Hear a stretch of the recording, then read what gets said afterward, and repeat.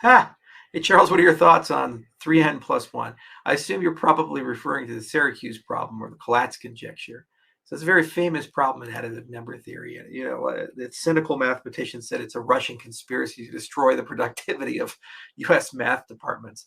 But basically, the idea is that you'll take a number, an integer, natural number, and if it's even, you divide by 2, and if it's odd, you'll times it by 3 and add 1. And the idea is that at some point, the sequence of numbers you generate, it's called a Hailstone sequence, will converge. And it's a finite sequence, not an infinite sequence. So let's pick a number. Let's pick 1. Is it even or odd? Well, 1 is odd.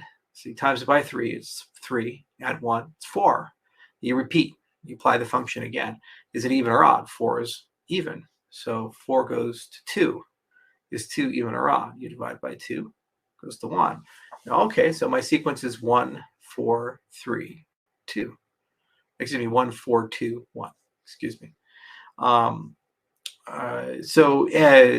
That's a Hailstone sequence. And so if you actually dig the Collatz conjecture a little deeper, what you'll notice is that if you ever get to a power of 2, that's a trap, and you go all the way to 1, and then it goes back to 4 to 2 to 1. So 1, 4, 2, 1. Yeah. So the question then is, are there more traps than just that? Seems like that's the only one. We don't even know that. And then the other question is, if you pick an arbitrary number, will that ever converge to a power of 2 through repeated, whenever it's odd, application of +1? So it's one of the most studied problems because it's so accessible, and you can throw really sophisticated mathematics at it. No one has ever solved it. And it's one of the things that if you solve, you get Fields Medal, or Nobel Prize. It's like a big deal in mathematics, and people think about it.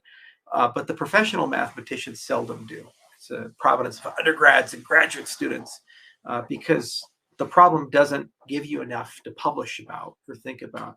So usually what they do is they look for other things. And some famous mathematicians like Terry Tao and others have played around with it and made some progress here and there, especially in a related problem called the Goldbach conjecture. But it's a fun problem. And I would not recommend working on it. It's absolutely unsolvable.